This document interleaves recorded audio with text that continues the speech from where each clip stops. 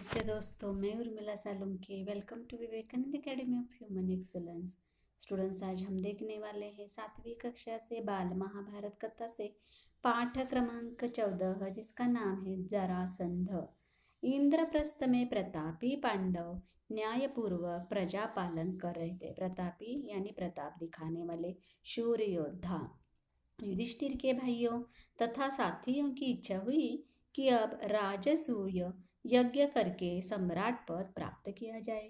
इस बारे में सलाह करने के लिए युधिष्ठिर ने श्री कृष्ण को संदेश भेजा। संदेश यानी मैसेज।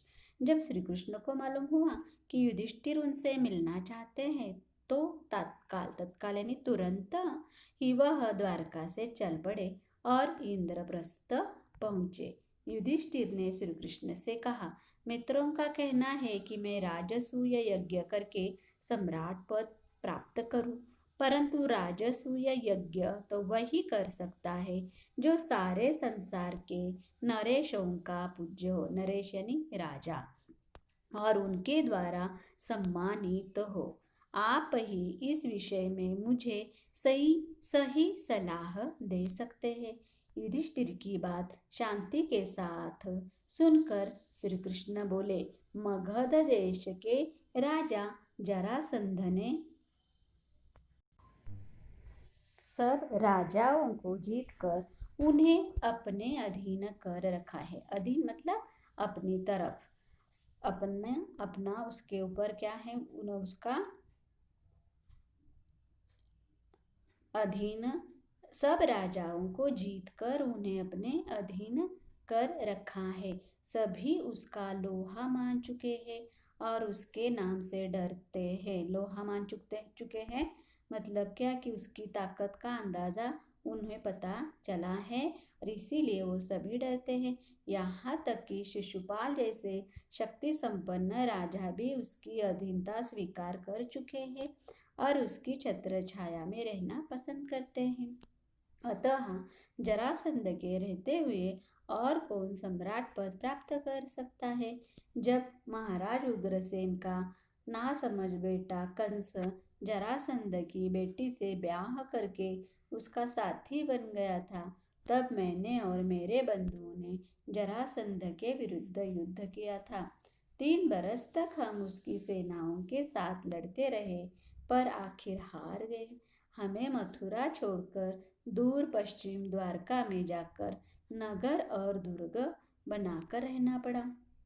आपके साम्राज्याधीश होने में दुर्योधन और कर्ण को आपत्ति यानी प्रॉब्लम, संकट न भी हो, फिर भी जरासंध से इसकी आशा रखना बेकार है। बगैर युद्ध के जरासंध इस बात को नहीं मान सकता। जरासंध ने आज तक पराजय का नाम तक नहीं जाना है। ऐसे अजेय जो आज तक कभी भी पराभूत नहीं हुआ है, ऐसे अजेय पराक्रमी राजा जरासंध के जीते जी आप राजसूय यज्ञ नहीं कर सकेंगे। उसने जो राजे महाराजे बंदी गृह यानी जेल में डाल रखे हैं, किसी न किसी उपाय से पहले उन्हें छुड़ाना होगा। जब ये हो जाएगा तभी राजसूय करना आपके लिए हो जाएगा, मतलब आपके लिए पॉसिबल होगा। श्री कृष्ण की ये बातें सुनकर शांति प्रिय राजा युधिष्ठिर बोले, आपका कहना बिल्कुल सही है। इस विशाल संसार में कितने ही राजाओं के लिए जगह है, कितने ही नरेश अपने अपने राज्य का शासन करते हुए इसमें संतुष्ट रह सकते हैं। आकांक्षा यानी इच्छा वह आग है जो कभी बुझती नहीं। इसलिए मेरी भलाई इसी में दिखती है कि मैं साम्राज्याधीश यानी सम्राट बनने का विचार छोड़ दूं और जो है उसे लेकर संतुष्ट रहूं। युधिष्ठिर की यह विनयशीलता यानी नम्रता भीमसेन को अच्छी न लगी। उसने कहा, श्री कृष्ण की नीति कुशलता, मेरा शारीरिक बल और अर्जुन का शौर्य एक साथ मिल जाने पर कौन सा ऐसा काम है जो हम नहीं कर सकते।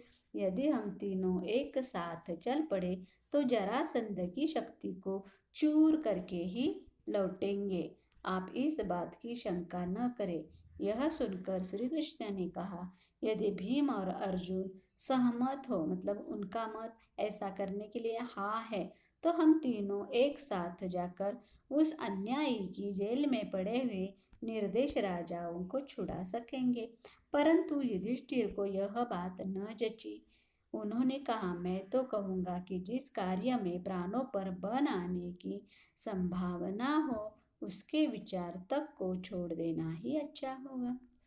यह सुनकर वीर अर्जुन बोल उठा, यदि हम यशस्वी भरतवंश की संतान होकर भी साहस से धैर्य का काम न करें तो धिक्कार है हमें और हमारे जीवन को। जिस काम को करने की हम में सामर्थ्य है, भाई युधिष्ठिर क्यों समझते हैं कि उसे हम न कर सकेंगे। श्री कृष्ण अर्जुन की इन बातों से मुग्ध हो गए। बोले, धन्य हो अर्जुन, कुंती के लाल, अर्जुन से मुझे यही आशा थी। जब जरासंध के साथ युद्ध करने का निश्चय हो गया तो श्री कृष्ण और पांडवों ने अपनी योजना बनाई। श्री कृष्ण, भीमसेन और अर्जुन ने वल्कल पहन लिए, हाथ में कुशा ले ली और व्रती लोगों का सा वेश धारण करके मगध देश के लिए रवाना हो गए। वल्कल यानी पेड़ पौधों से बनाए हुए वस्त्र, छाल से बनाए हुए वस्त्र। राह में सुंदर नगरों तथा गांवों को पार करते हुए तीनों जरासंध की राजधानी में पहुँचे। जरासंध ने कुलीन अतिथि समझकर उनका बड़े आदर के साथ स्वागत किया। जरासंध के स्वागत का भीम और अर्जुन ने कोई जवाब नहीं दिया। वे दोनों मौन रहे। इस पर श्री कृष्ण बोले, मेरे दोनों साथियों ने मौन व्रत लिया है। मौन व्रत मतलब कोई भी बात नहीं करना, इस कारण अभी नहीं बोलेंगे। आधी रात के बाद व्रत खोलने पर बातचीत करेंगे। जरासंध ने इस बात पर विश्वास कर लिया और तीनों मेहमानों को यज्ञशाला में ठहराकर महल में चला गया। कोई भी ब्राह्मण अतिथि जरासंध के यहाँ आता तो इनकी इच्छा तथा सुविधा के अनुसार बातें करना व उनका सत्कार करना जरासंध का नियम था। इसके अनुसार आधी रात के बाद जरासंध अतिथियों से मिलने गया, लेकिन अतिथियों के रंग ढंग देखकर मगध नरेश के मन में कुछ शंका हुई।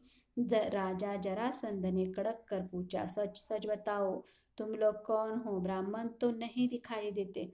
इस पर तीनों ने सही हाल बता दिया और कहा, हम तुम्हारे शत्रु हैं, तुमसे अभी द्वंद्व युद्ध करना चाहते हैं। द्वंद्व युद्ध मतलब दो लोग युद्ध करते हैं एक दूसरे के साथ, तो उसे द्वंद्व युद्ध कहते हैं।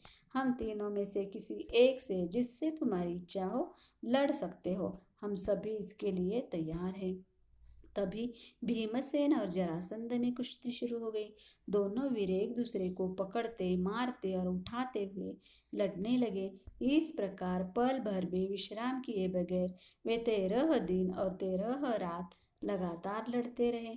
14वें दिन जरासंध जरा थक कर जरा देर को रुक गया, पर ठीक मौका देखकर श्री कृष्ण ने भीम को इशारे से समझाया और भीमसेन ने फौरन जरासंध को उठाकर चारों ओर घुमाया और उसे जमीन पर जोर से पटक दिया। इस प्रकार अजेय जरासंध का अंत हो गया।